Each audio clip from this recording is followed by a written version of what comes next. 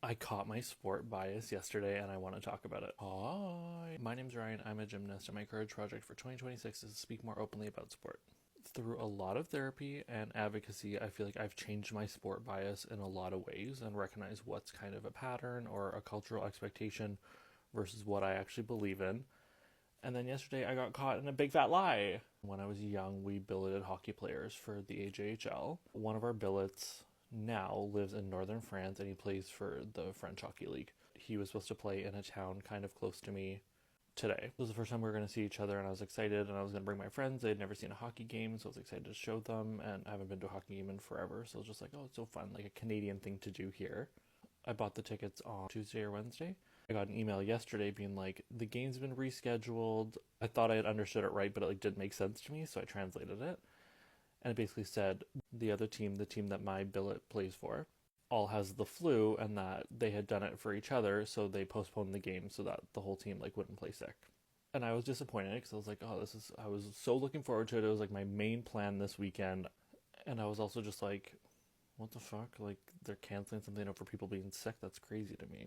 I remember so clearly when I was like 13 or 14, I was so sick at a provincials, but I had to do finals.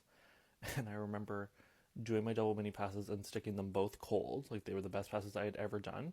I remember sticking them because I was literally too lazy to take a step. That was just like, I'm too sick to take a step.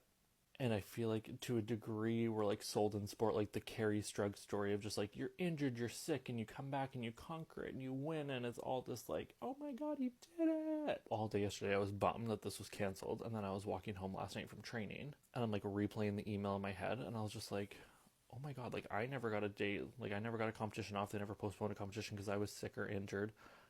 And I literally said to myself, I was like, that's not what sport's about.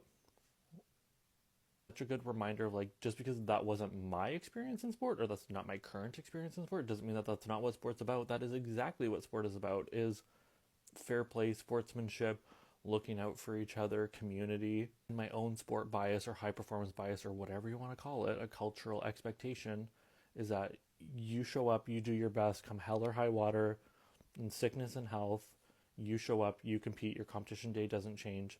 And then I was just like, but why? I hear that argument so often in sport is, well, this was my experience, or I had to go through these hardships, or this was a culture when I was there. And I always think, okay, just because you went through that and it wasn't great, or you didn't love it, why are we putting somebody else through that? It was a good little lesson to learn of I still need to be challenging my biases in sport, and just because it was one way for me or I was taught that it's one way doesn't mean that's the way it should be. See ya.